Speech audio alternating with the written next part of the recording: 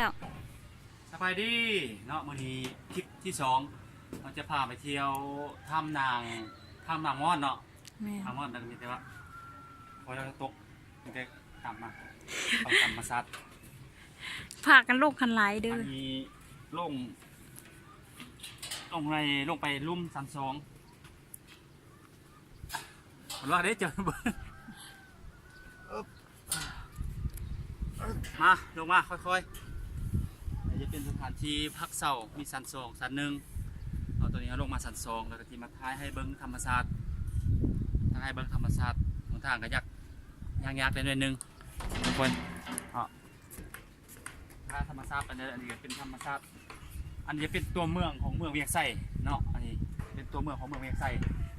อาจจะเป็นบอนเขาเจ้าสถานที่เขาเจ้าช่วงเหือพายเอาบอนเขาเจ้าช่วงเหือ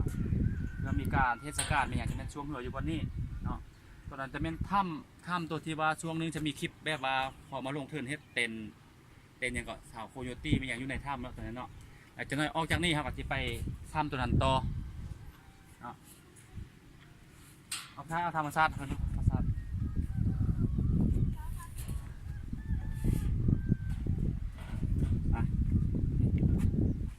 ที่ขึ้นเมืองถึงปัจจุบันนึง ก็คอยอยู่นี่ก็ได้โอ้ยเสียว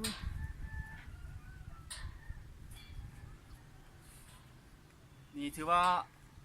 เป็นอยู่ในเมืองที่ว่าสูงถ้ำตัวนี้ถือว่าสูงขึ้นมาจนมันเมื่อยเนาะทั่วหมดแล้วบ่มาธรรมศาสตร์ โทรมาแล้ว